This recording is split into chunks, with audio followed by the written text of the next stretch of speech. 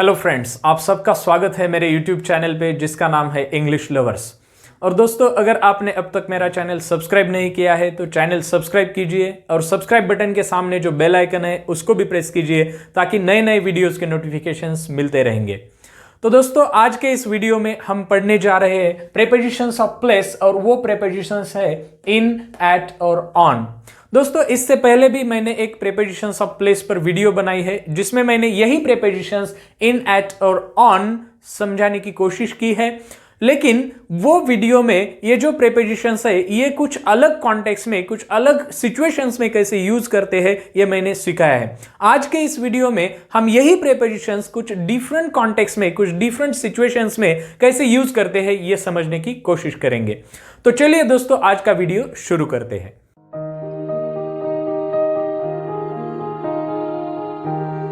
सबसे पहले तो हम ये जो प्रीपोजिशन है इन, ये समझने की कोशिश करते हैं, उसके बाद हम एट सीखेंगे और उसके बाद हम ऑन सीखेंगे। तो इन जो प्रीपोजिशन है ये बहुत सारे एक्सप्रेशंस में, डे टू डे लाइफ में, कम्युनिकेटिव इंग्लिश में, बहुत सारे सिचुएशंस में ये preposition with reference to the place use किया जाता है। तो कौन से सिचुएशंस है जहां ये यूज किया जाता है, तो यहां मैंने ये सब सिचुएशंस लिखी है। एक एक सिचुएशन हम समझने की कोशिश करते हैं और सेंटेंसेस भी देखते हैं कि इन सेंटेंसेस में ये प्रीपोजिशन कैसे यूज होता है। सबसे पहले तो है इन बेड। अगर कोई सो रहा हो और या फिर ऐसे ही बेड में लेटा हो तो हम कहेंगे कि ही is in bed, he is in bed.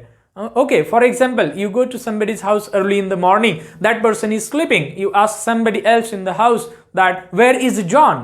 Where is John? And the answer would be he is in bed. It means he is sleeping. He is in bed. So bed के साथ ये in preposition use किया जाता है। Next is in hospital or in prison.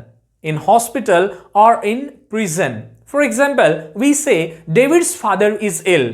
David के जो पिताजी है वो बीमार है। David father is ill and he is in hospital, he is in hospital. और for example this one, another expression in prison, John is a criminal. John एक criminal है and now he is in prison, he is in prison. Next is in a street, in a street, street यानी road in that sense, in a street. I live in a small street near the station.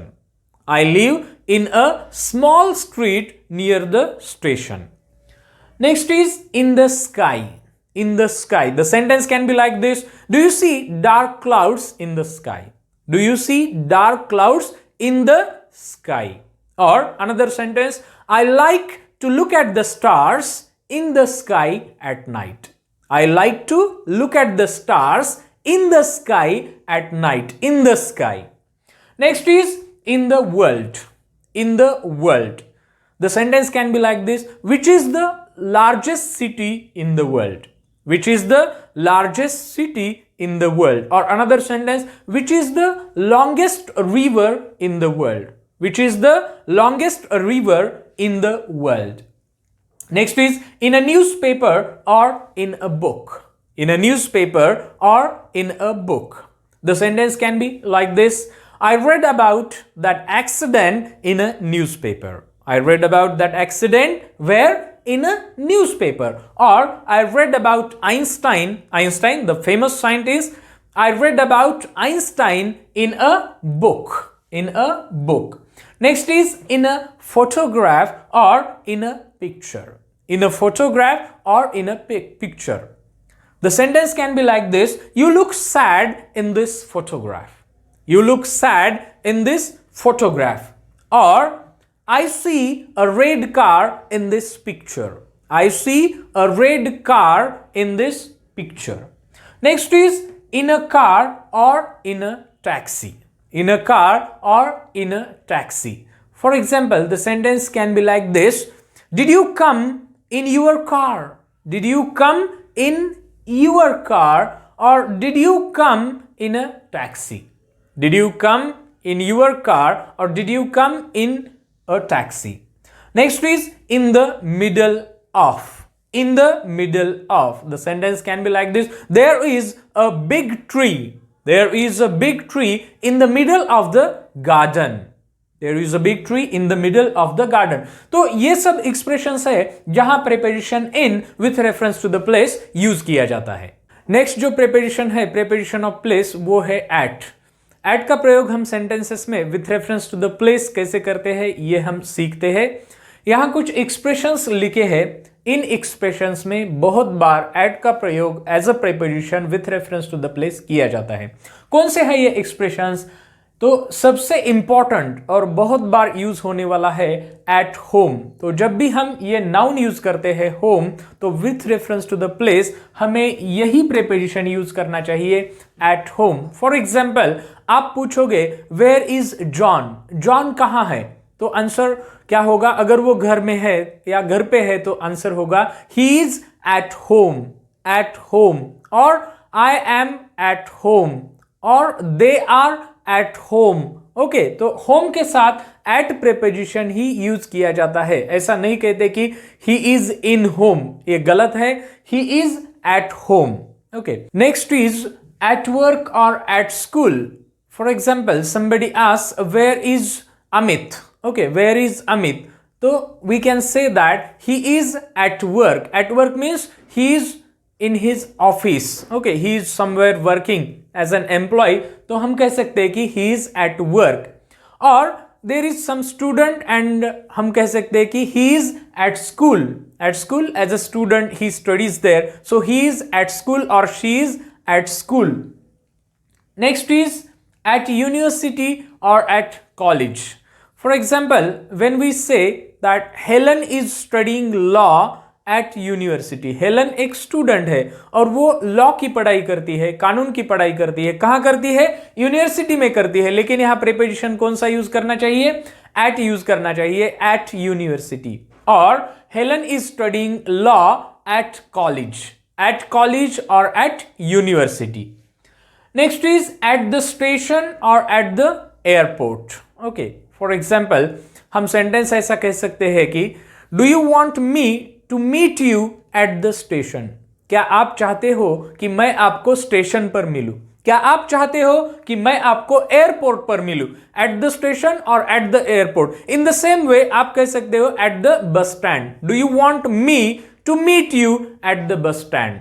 Okay, तो at the station और at the airport और at the bus stand.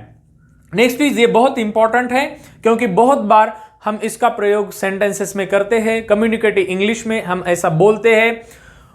ये जो expressions है, at Jane's house, at my sister's house, at the doctor's और at the hairdresser's. For example, somebody asked me where were you yesterday. कल आप कहाँ थे? तो मैं कहूंगा I was at Jane's house. Jane एक मेरी फ्रेंड है और कल मैं उसके घर पे था, तो मैं कहूंगा I was at Jane's house, at Jane's house. Okay, और I was at my sister's house, मैं मेरी बहन के घर पर था. I was at my sister's house. और I was at the doctors.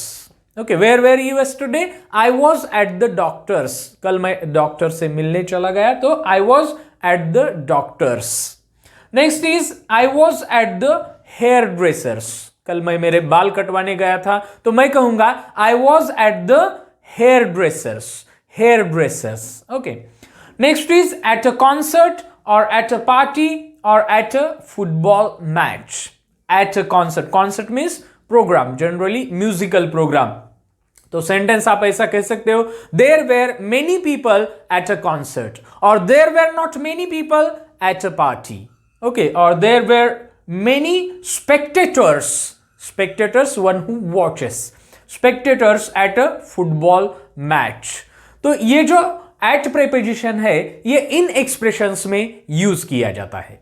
Prepositions इन और एट जब हम बिल्डिंग्स के लिए यूज करते हैं, बिल्डिंग्स एज अ प्लेस, जब हम hotel, restaurant as a building, हमें ऐसा मीनिंग एक्सपेक्ट होता है, तब या तो आप ये इन यूज कर सकते हो या तो एट यूज कर सकते हो. बोथ करेक्ट है. ओके, फॉर एग्जाम्पल सेंटेंस देखते हैं, we stayed at a nice hotel.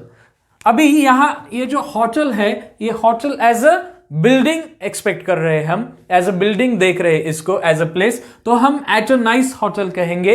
ये करेक्ट यूसेज है. द सेम सेंटेंस आप we stayed in a nice hotel. अभी यहां आप देख सकते हो, यहां इन प्रीपोजिशन यूज किया तो मीनिंग वही रहा। तो आप इन यूज करो, एट यूज करो, बोथ करेक्ट है। मगर कब? जब हम इन और एट बिल्डिंग्स के लिए यूज करते हैं। बिल्डिंग्स के लिए जब हम इन या फिर एट यूज करते हैं, बोथ आर करेक्ट। हम एक अच्छे से होटल में रुके थे। अभी जो प्रीपोजिशन हम सीखने जा रहे हैं वो है ऑन। ये जो प्रीपोजिशन है ये with reference to the place use यूज होता है, कौन सी सिचुएशंस है, कौन से सर्कमस्टेंसेस है, ये हम देखते हैं।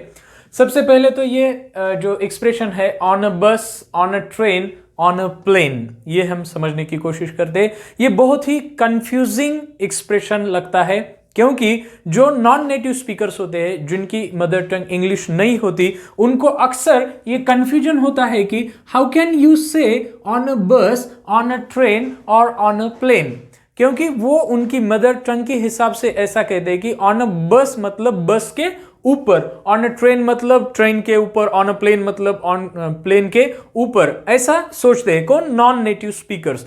बट नेटिव इंग्लिश में, नेटिव स्पीकर्स ऑफ इंग्लिश यानी कि जिनकी मदर टंग L1 इंग्लिश होती है, वो अक्सर ऐसे ही यूज करते हैं और वही सही है, क्योंकि हम नेटिव इंग्लिश या फिर ब्रिटिश इंग्लिश फॉलो करते हैं।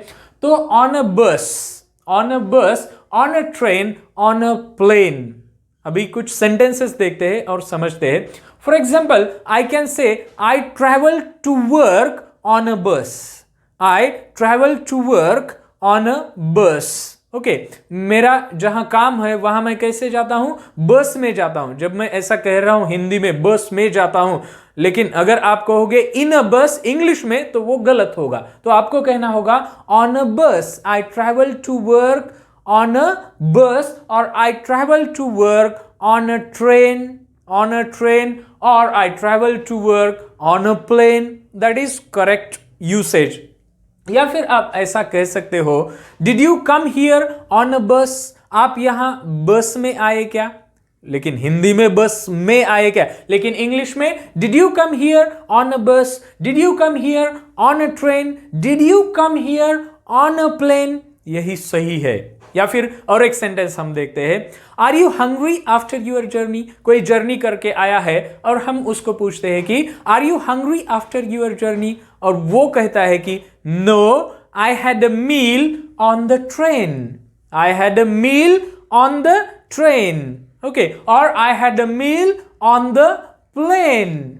ओके, सो आप समझ रहे हो, यहां इंग्लिश में ऑन अ बस यही यूसेज करेक्ट है, on a train, on a plane. Okay, और एक यहाँ ऐसा भी यूसेज होता है जैसा कि आपको पता होगा, या फिर बाय बस, या फिर हम कहेंगे बाय ट्रेन, या फिर हम ऐसा भी कहेंगे कि बाय प्लेन। अभी ये यूसेज कहाँ होता है? ओके, जब हम मीन्स ऑफ ट्रांसपोर्टेशन, जब हम means of transportation by plus means of transportation ऐसा यूज होता है, इनके बीच में, बाय और मीन्स ऑफ ट्रांसपोर्टेशन के बीच में यहां कोई डिटरमाइनर यानी कि अ, एन और द, या फिर माय, अवर, यूर, ऐसा कुछ डिटरमाइनर नहीं होता, तब हम बाय बस ऐसा कहेंगे, या फिर बाय ट्रेन ऐसा कहेंगे, या फिर बाय प्लेन ऐसा कहेंगे। Okay, I came here by bus in that way. Okay, और I travel to work by train और बाय प्लेन। तो जब भी by plus means of transportation हो, इसके बीच में यहां कोई भी डिटरमाइनर नहीं हो। डिटरमाइनर यानी वन ऑफ द आर्टिकल्स या फिर one of the possessives like my, your, our, their, ऐसा कुछ भी नहीं हो। By plus means of transportation तभी हम बाय यूज करते हैं, अदरवाइज ऑन ये प्रीपोजिशन सही है। Next is on the ground floor, on the ground floor. Okay, my office is on the ground floor, or the restaurant is on the ground floor, or on the first floor. Okay, my cousin lives in an apartment on the first floor. Okay, on the second floor, in that way, on the third floor. और एक expression है यहां जैसे कि on the way from A to B. Okay, हम अगर एक जगह से दूसरी जगह पर जा रहे हो, ट्रैवल कर रहे हो, ओके, तो हम कहते हैं कि on the way from A to B. A यहां एक प्लेस है, बी यहां एक प्लेस है। For example, this person meets somebody on the way, then we can say that Amit met John on the way from his school to home. His school to home. और हम ऐसा कहेंगे कि I met John on the way from A to B. On the way from A to B. और on the way to office. On the way home. In that वे हम ये preposition use कर सकते हैं। फ्रेंड्स, आई होप कि आपको ये video अच्छा लगा हो। अगर आपको वीडियो अच्छा लगा हो तो वीडियो लाइक कीजिए, शेयर भी कीजिए, और अगर आप नए हैं मेरे यूट्यूब चैनल पे तो चैनल सब्सक्राइब करना मत भूलिए। तो चलिए दोस्तों, मिलते हैं अगले वीडियो में। Thank you.